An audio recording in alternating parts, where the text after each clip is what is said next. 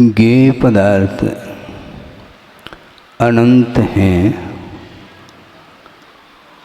और अपने अपने स्वरूप की अपेक्षा से अपना पृथक अस्तित्व रखते हैं और सारे ज्ञेयभूत पदार्थ ज्ञान के विषय बनते हैं, किंतु छद्मस्त अवस्था में अर्थात केवल ज्ञान होने के पूर्व तक समस्त ज्ञेय पदार्थों की जानकारी नहीं हो सकती।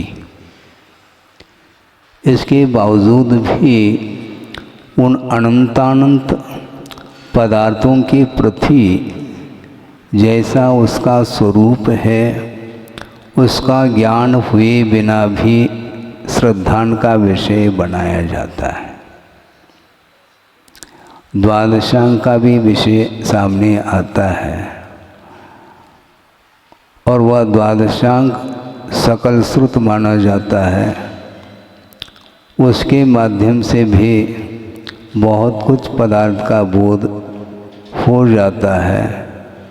इसके बावजूद भी सूक्ष्म पदार्थ हैं, उनका ज्ञान होना छद्मस्त अवस्था में संभव नहीं है, किंतु परोक्ष रूप से अथवा आगमकारों ने जो विषय प्रतिपादित किया है उसको उसी रूप में श्रद्धा का विषय बनाया जाता है और बनाना चाहिए।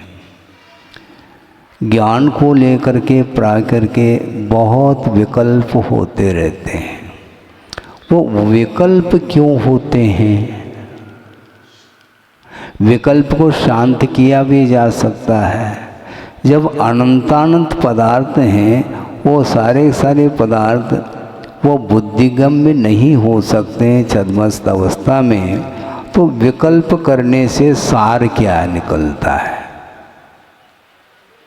पदार्थ ये नहीं कह रहा है कि मुझे जानो, पदार्थ आपको बाध्य कर रहा है क्या कि मुझे जानो, मुझे देखो? नहीं, किंतु ज्ञान में ही विकल्प होते हैं, ज्ञेय में कोई विकल्प है ही नहीं। जानने योग्य है यह अलग वस्तु, किंतु बिना जाने भी प्रयोजनभूत तत्व का यदि परिज्ञान आप रखते हैं अपने पास, उसके माध्यम से हम लक्ष्य तक पहुंच सकते हैं। लेकिन उस ओर दृष्टि बहुत कम लोगों की जाती है और प्राय करके जब तक पदार्थ की जानकारी नहीं होती तब तक उसके अंदर आकुलता बनी रहती है। अच्छा, मान लो कोई नया विषय है, अभी तक मान लो वह ज्ञान का विषय नहीं बनाता, ऐसा मान के चलते हैं, और मान लो आगम के अनुरूप वो जानकारी मिल गई। अब क्या होगा उस विषय में? हो गया ज्ञान, अब हो गया।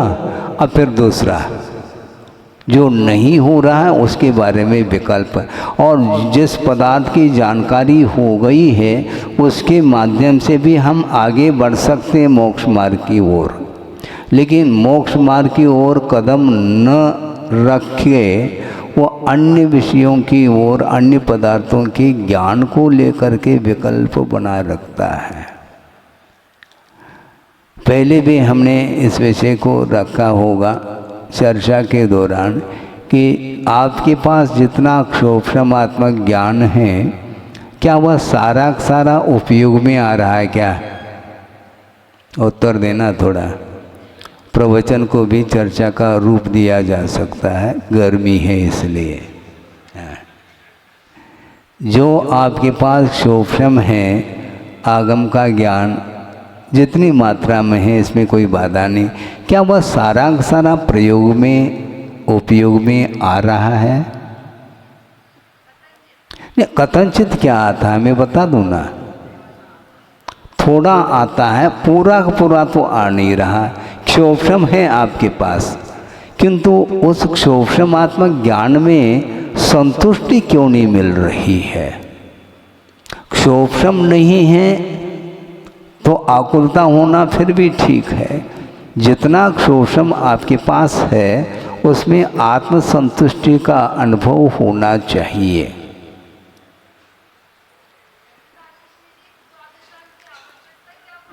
आवश्यकता किसी को भी नहीं पड़ी। वस्तुतः यदि आवश्यकता प्रत्येक को पड़ती तो शिवभूति को क्यों नहीं पड़ी? शुक्ले चादे पूर्वविदः, शुक्ल ध्यान के लिए वह द्वादशांग आवश्यक है।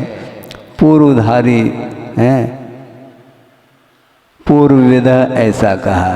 पूर्वविद जो होते हैं वे ही आदि के 2 शुक्ल ध्यान के अधिकारी होते हैं। तो आपके पास कोई शुक्ल ध्यान तो होना है नहीं जो आप द्वादशांग की प्रतीक्षा करते रहो। क्या है? धर्म ध्यान भी किया जा सकता है और धर्म ध्यान के लिए पूर्वविद की कोई भी आवश्यकता नहीं, आगम का उल्लेख है।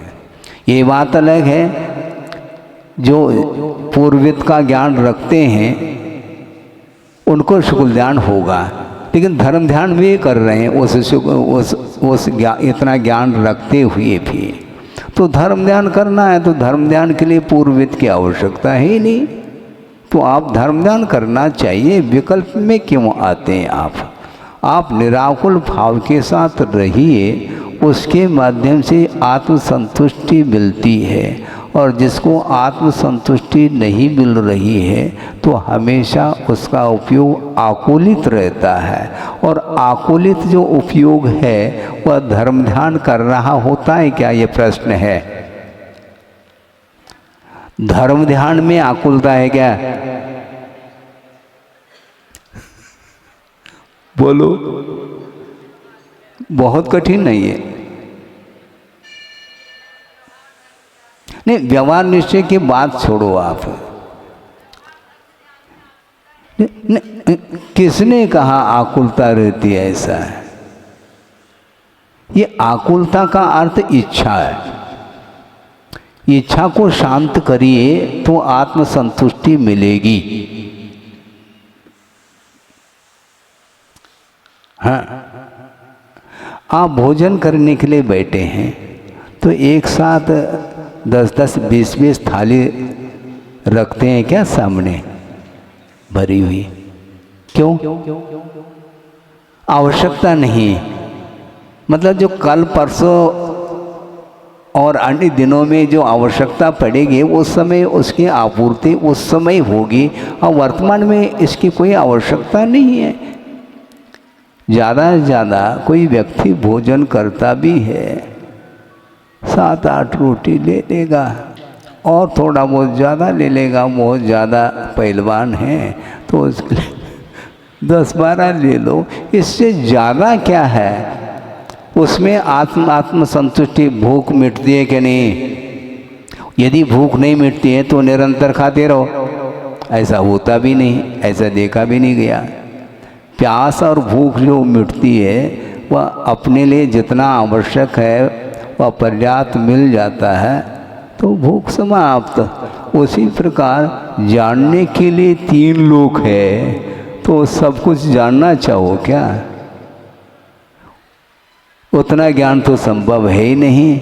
और जो आपके पुरुषार्थ के माध्यम से जो ज्ञान उपलब्ध है उसका उपयोग करते रहना चाहिए, और उपयोग करेंगे तो निराकुल भाव आए बिना रह नहीं सकता, ऐसा गुरुदेव का कहना है। हमेशा क्षोभशम ज्ञान होते हुए भी वह उपयोग में, प्रयोग में वह ज्ञान नहीं आता है तो चारित्र के क्षेत्र में उसके कदम नहीं पड़ रहे हैं। और चारित्र की ओर जब दृष्टि जाती है तो ज्ञान गौण हो जाता है, क्योंकि ज्ञान एक साधन है। किसके लिए? चारित्र के लिए। चारित्र में यदि समीचीनता आती है तो सम्यक ज्ञान के माध्यम से आती है, क्योंकि चारित्र के पूर्व में भी सम्यक शब्द का प्रयोग किया है उमा स्वामी महाराज ने। क्यों किया? अज्ञान पूर्वक आचरण निवृत्त्यर्थम चारित्रस्य सम्यक विशेषणम, ऐसा कहा। चारित्र की पूर्व में सम्यक ये जो विशेषण जुड़ा हुआ है, यह इस बात को सूचित करता है कि ज्ञान में समीचीनता। अज्ञान पूर्वक यदि आचरण है वह सम्यक ज्ञान के, सम्यक चारित्र की कोटि में नहीं आ सकता। तो हम ये पूछना चाहते हैं, आकुलता के साथ जो आचरण किया जा रहा है वह ज्ञान में समीचीनता लाता है क्या? आकुलता के माध्यम से यदि ज्ञान चारित्र में समीचीनता आती है तो करते रहो, जितनी आकुलता करेंगे उतनी चारित्र में समीचीनता आएगी। फिर ऐसा है मानो, फिर हम प्रश्न ही पूछ रहे हैं, उत्तर आपको देना है। अर्थ ये है कि जो शांत जिसका मन है वह निराकुल मना माना जाता है। भले ही ज्ञान अल्प हो या ज़्यादा, इसका कोई भी प्रयोजन नहीं, और प्रयोजन को साधने वाला जो ज्ञान है वही उपयोगी ज्ञान माना जाता है। सम्यक ज्ञान बहुत मात्रा में हो करके भी वह उपयोग में नहीं आ रहा है, और उपयोग में जो आ रहा है उसके माध्यम से संवेदना, उसके माध्यम से संतुष्टि होती है। आपके पास गोमठ सार का भी क्षोभशम है, समय सार, प्रवचन सार, पंचास्तिका, मान लो जिसने अध्ययन किया वो सब अपेक्षा से कहा जा रहा है। ये सब कुछ क्षोभशम है, किंतु वर्तमान में उपयोग किस गाथा में है, किस सूत्र में है, उसी का संवेदन होगा। बाकी की क्या आवश्यकता? उपयोग में आ रहा है, उपयोग में नहीं आ रहा है। मान लो उपयोग में नहीं आ रहा, तो जिसको क्षोभशम नहीं है और जिसको क्षोभशम है, उन दोनों में क्या अंतर मुझे बता दो आप। महाराज बहुत अंतर है। क्या अंतर है? उपयोग में तो उतना ही आ रहा है, उपयोग में तो 7-8 रोटी ही आ रहे हैं, बाकी थप्पी जो लगी है बोरी की बोरी है, गेहूँ दाल इत्यादि का, वो उसकी उपयोगिता क्या है? वो मात्र क्षोभशम ज्ञान जिस प्रकार है उसी प्रकार वह संपदा है, और वो नहीं है तो अकुलता। क्यों? वो भविष्य में जी रहा है, वर्तमान में तो उतना ही खा रहा है, लेकिन कल के लिए क्या करूं, परसों के लिए क्या करूं, यह जो है उसको विकल्प सता रहा है। आचार्य कहते हैं ज्ञान आपके पास जितना है, यदि वह परफेक्ट है, सम्यक ज्ञान है, पर्याप्त है। ये तो शुक्ल चौदह पूर्व विद करते रहो, वो शुक्ल ध्यान होना है ही नहीं। धर्म ध्यान भी हो जाए व्यवस्थित तो हम मान लें, धर्म ध्यान में भी निराकुलता नहीं आ पा रही है। आप पूजन करने के लिए बैठे हैं, अन्यथा न लें, और पूजन कर रहे हैं अष्टमंगल द्रव्य के द्वारा, और प्रभु के चरणों में जन्मबिंब के पास बैठे हैं, और पूजन करने के लिए आपका उपयोग जा रहा है, और मंगल द्रव्य भी। इसके बाद एक क्षण हुआ नहीं, हेलो, अब क्या करेंगे? सुन रहे हैं कि नहीं? हाँ, इसमें गर्मी नहीं बढ़ती, इसलिए इसी ढंग से हम बोलते रहते हैं ताकि आपका भी मन लग जाए। हमारा तो लग ही रहा है, कहीं गर्मी के कारण आपका मन विचलित न हो, इसलिए हम धीरे धीरे आपको समझाना चाहते हैं। आप पूजन करने के लिए तत्पर हो, इसके बाद यदि मोबाइल की घंटी बजती है तो उस समय आपका पूजन निराकुल है क्या साकुल है? आकुलता के बिना आप पूजन कर रहे हैं क्या? नहीं। फिर वह धर्म ध्यान निराकुल है क्या? आ गई गाड़ी हमारी पटरी पर। धर्म ध्यान कर रहे हैं, व्यवहार हाँ ठीक है, रखो व्यवहार, किंतु एक हाथ में मोबाइल गया, हेलो, तो अब क्या करोगे? अर्घम, खत्म, चला जाता है। क्योंकि संक्षेप पूजन भी तो है महाराज। ठीक है, एक ही बार में अर्घ चढ़ा दो, खत्म। पृथक पृथक रूप से अष्टमंगल द्रव्य करने चढ़ाने के लिए समय नहीं, क्योंकि घंटी बज गई है, वो जाना है महाराज। तो ये जो आकुलता है उस समय वह धर्म ध्यान सही मायने में नहीं है, क्योंकि पूजन को भी उन्होंने गौण कर दी और उससे कोई महत्वपूर्ण कार्य आ गया है, तो उसको छोड़ करके उसको पूर्ण करने के लिए जा रहा है। और उसको इसलिए विकल्प है, क्या पता इसमें जो समाचार आ रहा है वह सुखद है क्या दुखद है क्या है, इसमें उसका मन आकुलित हो रहा है।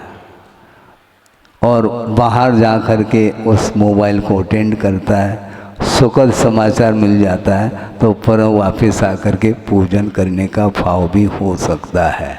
और दुखद समाचार है तो पूजन वोजन सब एक तरफ रह गया और पुनः वही गाफिल हो रहा है, शोक मग्न हो रहा है। ये जो विकल्प हैं ये इसी को बोलते हैं संयोग तो दुख मनेक वेदम। ऐसा ले आएंगे हम। अपने को करना क्या है? स्वाध्याय तो करना है। ये जो दुख की घड़ी आई है ये दूसरे के लिए क्यों नहीं आई? जिस व्यक्ति के साथ संबंध है उसी को लेकर के उसको विकल्प मन में आते रहते हैं। किंतु मोबाइल की घंटी कईयों ने सुनी होगी, किंतु उसको विकल्प क्यों नहीं? मोबाइल मेरा थोड़ी है, दूसरे का बज रहा है, हमें क्या लेना देना। हाँ, मगन रहना वही बोल रहा है, क्योंकि संबंध नहीं है ना।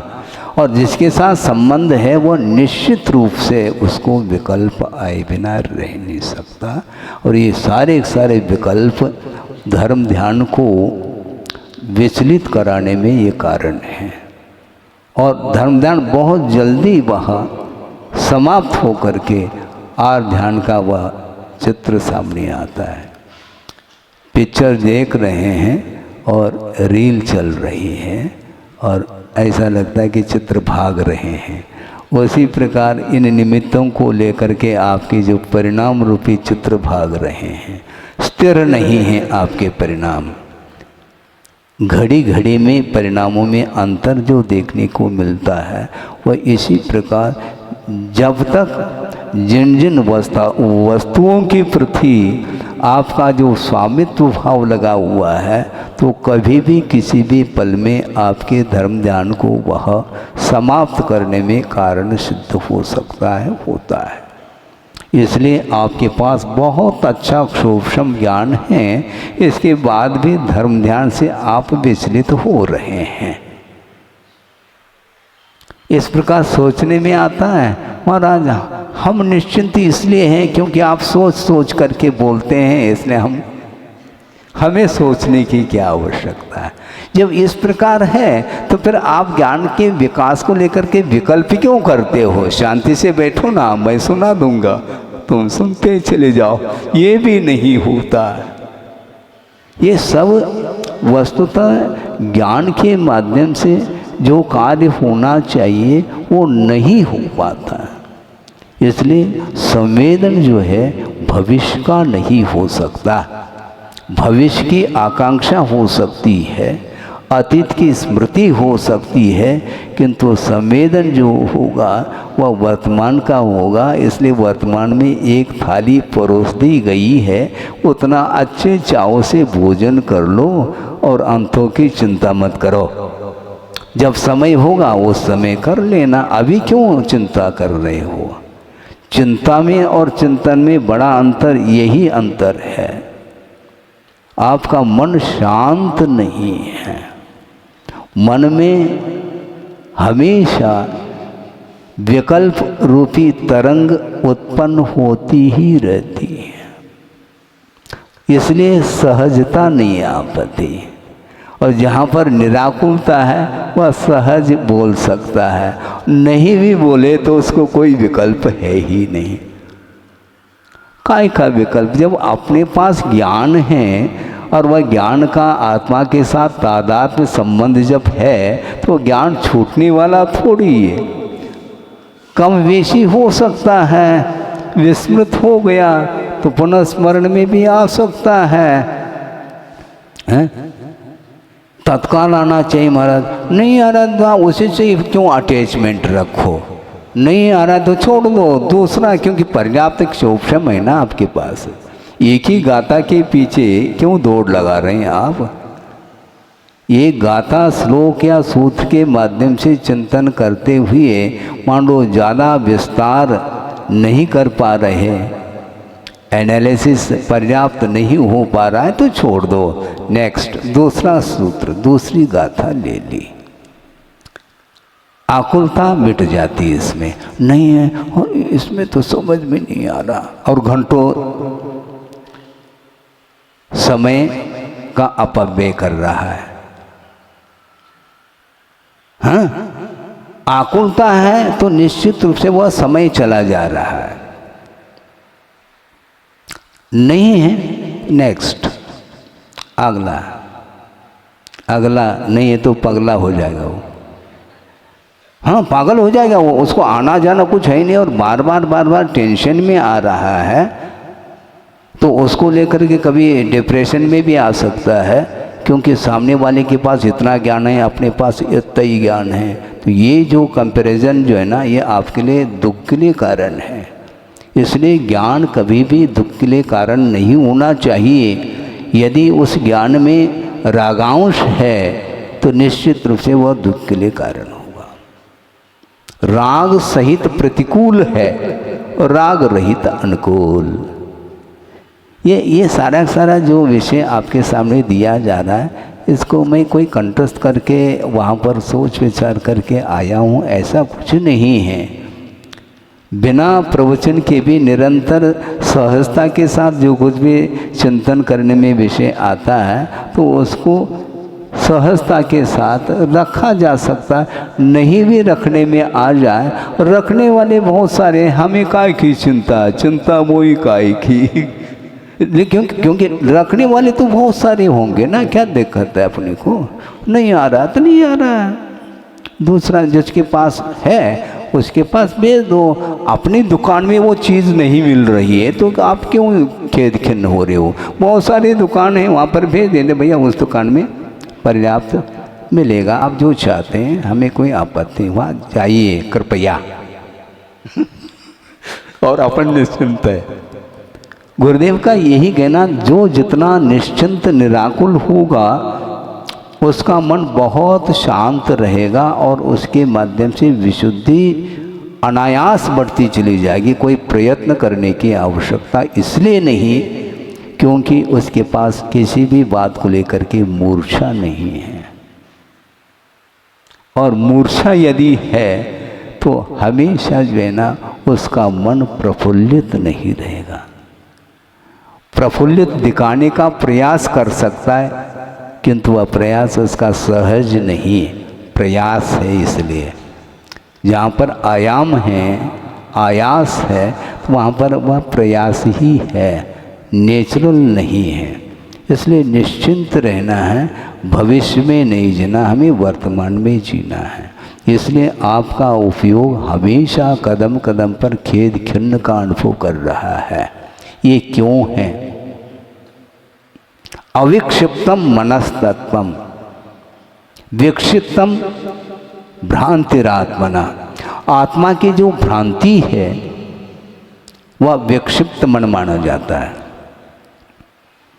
और अविक्षिप्तम मना तत्वम कहा, जो मन है अर्थात क्षोभम जो मन है भावात्मक, वह यदि विक्षिप्त नहीं है तो वही स्वरूप है। आत्मना तत्वम, वह आत्मा का स्वरूप है। और यदि मन आपका विक्षिप्त है तो आत्मा का स्वरूप नहीं, आत्मा की भ्रांति है। अविक्षिप्तम मनस्तत्वम विक्षिप्तम भ्रांतिरात्मना। आगे अब देखो कैसा कठिनाई आती है, समय पर नहीं आता, फिर दोहराना पड़ता। अविक्षिप्तम मनस्तत्वम विक्षिप्तम भ्रांतिरात्मन है। आगे इसीलिए अविक्षिप्त मन का आश्रय नहीं लेना चाहिए, विक्षिप्त मन का आश्रय छोड़ देना चाहिए, ऐसा उन्होंने कहा। ये विक्षिप्तता आती क्यों है? बाहर से आती है, भीतर से नहीं। उपयोग आपका अन्यत्र जा रहा है, इसलिए वह स्वरूप से दूर होता चला जा रहा है। मन विक्षिप्त क्षोभ का अनुभव करता है, और क्षुब्ध जो मन है वही आकुलित मन माना जाता है। इसलिए आकुलता बिन कहिए हैं, छड़ाला की पंक्ति।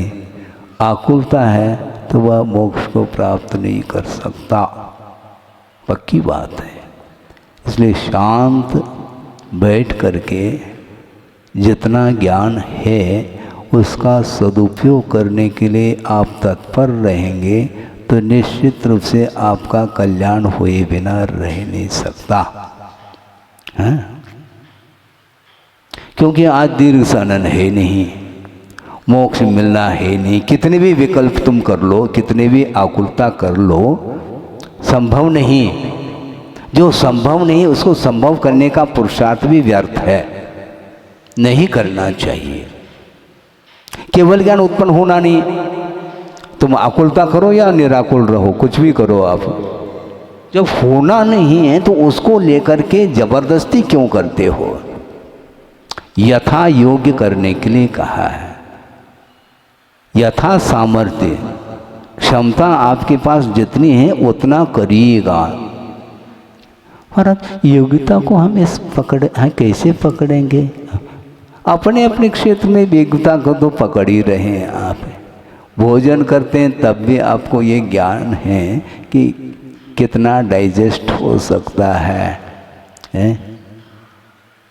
छोटा बालक है, उसके सामने जग रखने से क्या उपयोगिता उसकी रहेगी? है? तुम 1 जग, 1.5 जग, 2 जग तुम पी सकते हो, तुम्हारे लिए तो वह उपयोगी है जल, क्योंकि आपके पास योग्यता है। और जिसके पास योग्यता नहीं, जितनी योग्यता उतनी, बिल्कुल छोटा सा गिलास है, ठीक है। और छोटा बालक है, 2, 4, 6 चम्मच चाहिए उसके लिए, हैं? इतना ही पर्याप्त है। लेकिन आकुलता जो है वह भयंकर रूप है, वो नहीं होना चाहिए। इसलिए संवेदन को लेकर के प्रसंग गुरुदेव ने दिया था, वह आपके सामने रखना चाहता हूँ कि वस्तुतः संवेदन क्या वस्तु है, जो कि अतीत और अनागत से ऊपर उठा हुआ जो होता है वह संवेदन है। विगत सब विस्मरण में अनागत कब मरण में ढल चुका विदित नहीं है, स्वसंवेदन यही है। अतीत और अनागत की ओर आपकी यात्रा चल रही है ज्ञान की, तो उसमें संवेदन संभव नहीं, मात्र ज्ञान हो सकता है। आकांक्षा के माध्यम से भी ज्ञान को हासिल किया जा सकता है, और स्मृति के माध्यम से भी ज्ञान हासिल हो सकता है, किंतु संवेदन जो होगा वह वर्तमान पर्याय में जो जिस रूप में आपका आत्म तत्व परिणमन कर रहा है उसी का संवेदन होगा। यदि राग के साथ परिणमन कर रहा है आपका आत्म तत्व, तो आपको राग का ही संवेदन होगा। कितने भी प्रयास कर लो, हैं, कितने भी नाक रगड़ो, ऐसा बोलते हैं। नाक रगड़ने का अर्थ है क्या? बहुत ज़्यादा पुरुषार्थ कर लो तो भी उसमें सफलता नहीं मिलेगी, क्योंकि जो द्रव्य जिस रूप में परिणमन करता है उसी रूप में उसका संवेदन होगा। ये सिद्धांत है। इसलिए आपके पास जितना सूक्ष्म है वो उपयोग में आना चाहिए।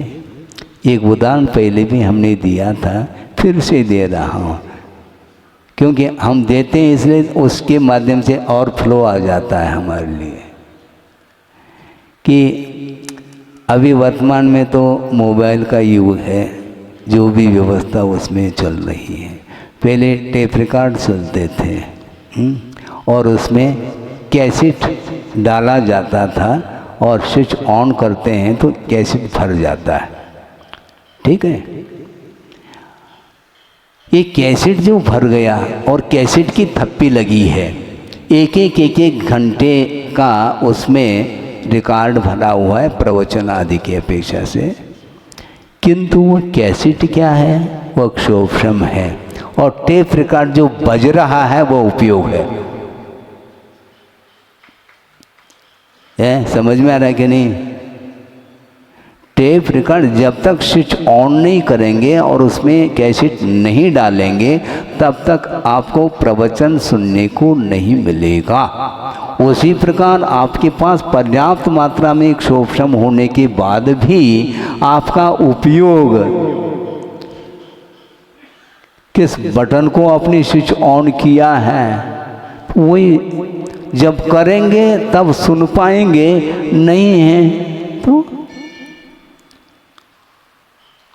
महाराज आप चले जाएंगे तो हमारा क्या होगा, पुनः शुरू हो गए आप विहार कर जाएंगे तो हमारा क्या होगा। अरे कैसेट तो बहुत सारे भर करके रखा है, उसको स्विच ऑन तो कर लो, बजाते रहो, हैं? उसके माध्यम से ज्ञान नहीं होता क्या? होता है। फॉरवर्ड करते हैं और फिर से बार बार रिपीट करते हैं, बार बार सुनते चले जाते हैं और सारा विषय आपको ज्ञात हो जाता है। कुल मिलाकर के उपयोग आपका जहाँ पर केंद्रित है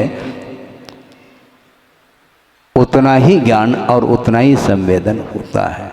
बाकी सारा ज्ञान वह क्षोभ्रम माना जाता है, वह कैसेट का काम करता है। इसलिए ज़्यादा ज्ञान न करें। हाँ ठीक है, आपका उपयोग कहीं अन्यत्र न जाए, कहीं विषयों की ओर आपका मन न दौड़े, इस उद्देश्य को लेकर के अभीक्ष्ण ज्ञानोपयोग कहा है। हाँ, और इस शब्द को पकड़ लिया, शब्द को ही पकड़ रहे हैं, ज्ञान को नहीं पकड़ते हैं आप। अभीक्ष्ण ज्ञानोपयोग, क्योंकि अभीक्ष्ण ये शब्द बहुत अच्छा लगता है। अच्छा क्या है उसमें और बुरा क्या है ये बता दो। अभीक्ष्ण का अर्थ उसमें निरंतरता है, बस इतनी सी बात है, हमेशा अध्ययन करते रहो। अब इसमें प्रभाव नहीं है और अभीक्ष्ण ज्ञानोपयोग ही है वो। अच्छा, अभीक्ष्ण ज्ञानोपयोग, ज्ञान ध्यान तपो रखता। हाँ, ये शब्द जो है बहुत वजनदार है। अच्छा, कितने किलो खाए हमें बता दो वो शब्द। वो तो कुल मिलाकर के आपका जो उपयोग है वह शब्दों से प्रभावित है, इसलिए आपको संतुष्टि नहीं मिलती। हमें प्रशंसा की आवश्यकता नहीं है, आप करते रहो, फिर से करो, आपको अच्छा लगता है, मुझे कुछ नहीं लगता। आपकी प्रशंसा, मान लो मेरी प्रशंसा आप कर रहे हैं तो आपके लिए पुण्य का संचय हो सकता है, मेरे लिए क्या होगा? आपकी प्रशंसा से मेरा कोई गुणस्थान वृद्धि को प्राप्त हो रहा है क्या? नहीं।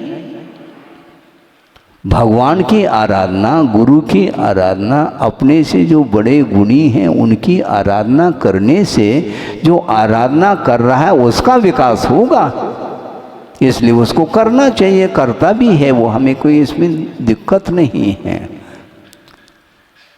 किंतु हमारा जो उपयोग है वो इतनी जल्दी शब्दों से प्रभावित होता है, इसलिए महाराज आपका प्रवचन होना चाहिए रोजाना। अपना वापस भविष्य की भी चिंता करने लगे। ये तो कहा था हमने, अभी कर रहे हैं, इसमें परोस रहे हैं, उसको तो खाओ, कल परसों तरसों इसकी क्या आवश्यकता है। स्वसंवेदन जो होगा वह वर्तमान का होता है। इसलिए निराकुल होकर के करनीय योग्य कार्य करने के लिए आप तत्पर होंगे तो आपका मन बहुत हल्का अनुभव करेगा। और मान लो जो व्यक्ति हमेशा दूसरे के साथ तुलना करने में लगा हुआ है उसका मन कभी भी शांति का अनुभव नहीं कर सकता, क्योंकि तुलना करते हैं तो हमसे कम कोई है, हमसे कोई कमज़ोर है ज्ञान आदिक में तो उससे डिप्रेशन नहीं होता है।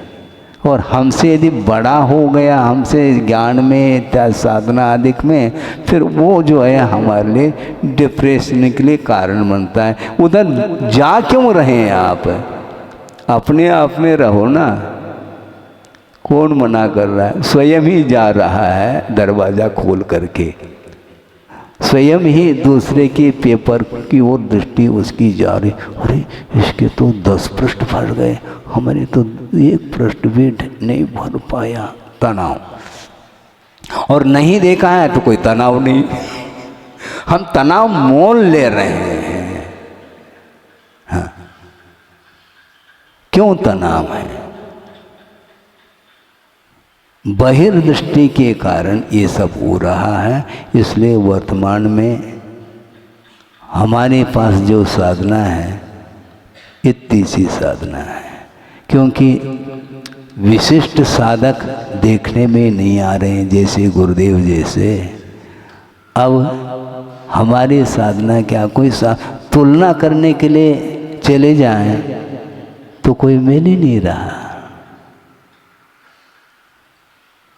बाहुबली जैसे, वृषभनाथ जैसे, आचार्य महाराज जैसे ऐसे उत्कृष्ट साधना निरपेक्ष भाव के साथ बिना किसी अपेक्षा के कर्म के क्षय को ही एकमात्र प्रयोजन के रूप में रख करके साधना करने वालों की संख्या नहीं, और वो देख भी नहीं पा रहे हैं।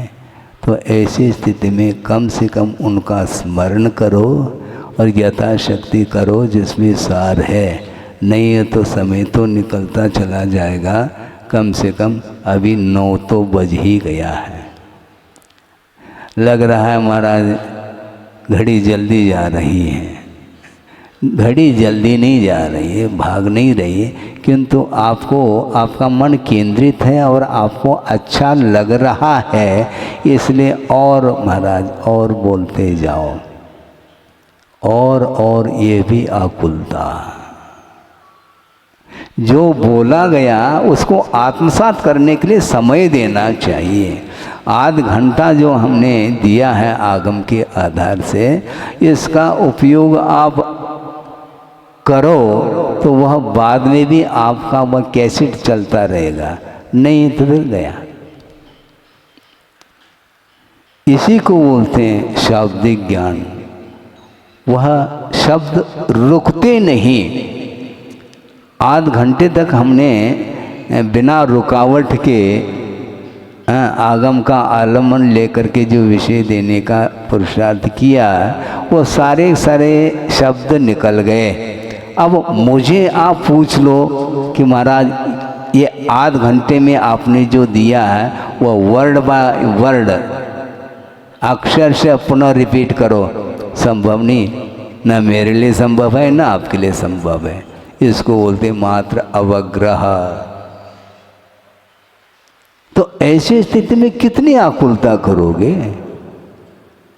इसलिए गुरुदेव का एक है ना, नोट्स मत करो। हाँ, जो ग्रंथ में लिखा है उसको नोट्स न करके ज़्यादा से ज़्यादा आमनाय कर लो। जो महत्वपूर्ण बिंदु हैं, जो सूत्रात्मक हैं, उसके माध्यम से चिंतन करने के लिए अवसर मिलेगा। और मान लो कंठस्थ भी कर लिया, उसके उपरांत भी वह चिंतन मनन नहीं कर रहा है। क्यों? आप करके दे दो।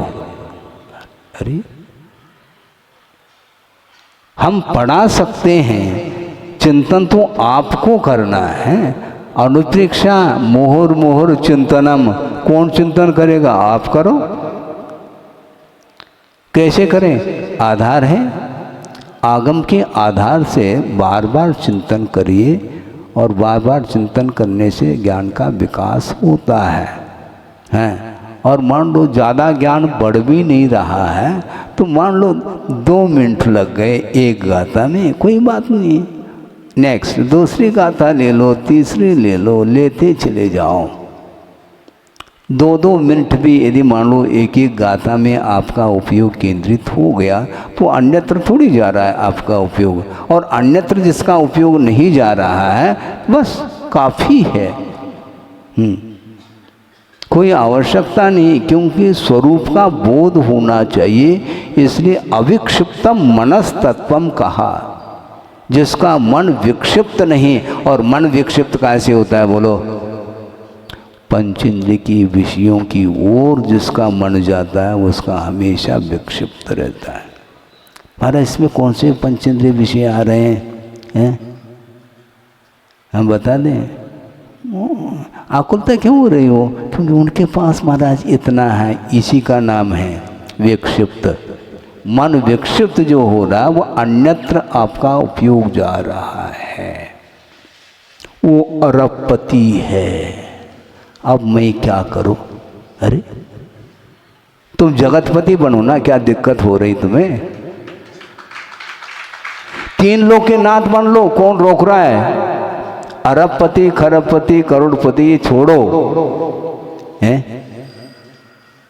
ये होता है ही नहीं। करने के नाम से वो कुछ करना नहीं चाहता, और बस नहीं करना नहीं बनता है तो बस बहाने आ जाते हैं इसके लिए। नृत्य करना आता नहीं, आंगन टेढ़ा। अब देखो इसमें भी तालियां बज रही है, क्योंकि प्रसंग के अनुरूप हमने आपके सामने रखा है। नृत्य करना आता नहीं, कला है ही नहीं नृत्य की कला, और इसलिए वह दूसरे के ऊपर दोषारोपण, इसी को आंगन टेढ़ा। अच्छा सही समतल होता तो बिल्कुल, तो क्या करते हैं? तो इसी प्रकार आपके पास जो है उसका उपयोग करो, नहीं है तो हमेशा अशांति का अनुभव करेंगे आप। इसलिए मेरा बार बार ये कहना है, सम्यक ज्ञान उत्पन्न हो गया, मान लो आप ध्यान से सुनेंगे 2-5 मिनट और, सम्यक ज्ञान आपके पास है, फिर आकुलता क्यों? अल्प बहुत, उनके पास कम है, मेरे पास ज़्यादा है, मेरे पास कम है, उनके पास ज़्यादा है, लेकिन है सम्यक ज्ञान। असंयम के कारण ये विकल्प हो रहे हैं। सम्यक ज्ञान अल्प और ज़्यादा नहीं होता है। सम्यक ज्ञान तो सम्यक ज्ञान माना जाता है, जो कि वह केवल ज्ञान के लिए कारणभूत माना है। हाँ, द्वादशांग किसी के पास नहीं है तो सम्यक दृष्टि नहीं है क्या वो? नहीं तो ये मान लो, धारणा बना लो, जो द्वादशांग के पाठी होगा वही सम्यक दृष्टि, क्योंकि वो पूर्ण ज्ञान हो गया उनके लिए श्रुत की अपेक्षा से। ऐसा नहीं है, श्रुत सागर के समान है, एक बूंद भी ले लो वह क्षीर सागर का ही माना जाएगा। हाँ, एक लोटा आपने क्षीर सागर का जल ले लिया, वह क्षीर सागर का ही माना जाएगा। वह लवण समुद्र का नहीं माना जाएगा। तो इसीलिए आपको चाहे तत्व सूत्र का मूल अर्थ आ जाए तो ठीक है, सर्वसिद्धि आ जाए तो ठीक है, राजवार्तिक आ जाए तो ठीक है, आखिर है क्या? वो विस्तार है। इसलिए विस्तार मान लो अक्षोभम आपके पास नहीं है तो गम नहीं होना चाहिए। गम क्यों हो रहा है? कम है इसलिए गम हो रहा है। उनके पास ज़्यादा है, हमारे पास कम है, इसलिए दुखी है वो। इसलिए इस प्रकार यदि आप करोगे कंपैरिजन तो कभी भी आपको शांति मिल नहीं सकती। गुरुदेव ने कहा था, कब तक यह तुलना रहेगी? जब तक सिद्धत्व की उपलब्धि नहीं होगी तब तक वह तुलनात्मक दृष्टि से ही उसको मिलेगा। हाँ, बिल्कुल तुलनात्मक दृष्टि। देवगति का बंद कर लिया और वहाँ पर देव पर्याय मिल गई। मिल तो गई, फिर क्यों गई, क्यों, अभी तो है ना। मिल तो गई लेकिन इंद्र नहीं मिल, इंद्र पद नहीं मिल पाया। क्यों नहीं, कि योग्यता नहीं थी क्या? योग्यता तो तुम्हारे पास थी, लेकिन योग्यता का उपयोग थोड़ी किया तुमने। इंद्र पद को प्राप्त करने की जिसकी योग्यता है उसके लिए कहा जा रहा है। सीता का जीव इंद्र पद को प्राप्त नहीं किया, वो प्रति इंद्र पद को प्राप्त किया, जो भी कारण हो। लेकिन इंद्र पद को प्राप्त करने की योग्यता होते हुए भी उसका उपयोग यदि नहीं करेंगे तो फिर किलविष्क भी बन सकता है, अभियोग्य भी बन सकता है, क्योंकि उतने ही योग्य है वो, उसी के योग्य है वो अभियोग्य। अभियोग्य जाति का जो देव होता है वह केवल जो है ना ड्राइविंग करता है, वो हमेशा ट्रांसपोर्ट, वो विमान को घुमाना, हाँ, मेरु प्रदक्षिणा नित्यगत यह नृलोके, मनुष्य लोक में निरंतर वो जो ज्योतिष मंडल है वो मेरु पर्वत की प्रदक्षिणा करते रहते हैं, उसी में उसका कर्म फलता है। हाँ, सोचो विचार करो, ऐसा ही है। तो जैसा किया है वैसा मिल रहा है, इसलिए करते समय ध्यान रखना चाहिए कि हमारे परिणाम किस क्वालिटी के हैं। क्वालिटी मेंटेनेंस तो सांसारिक क्षेत्र में करता है, मोक्ष मार्ग के क्षेत्र में कम से कम क्वालिटी का ध्यान रखते, एक दूसरे की क्वालिटी की ओर ध्यान जाता है, अपने स्वयं के परिणामों की क्वालिटी की ओर कोई ध्यान नहीं रखता, इसलिए विकास नहीं हो सकता उसका।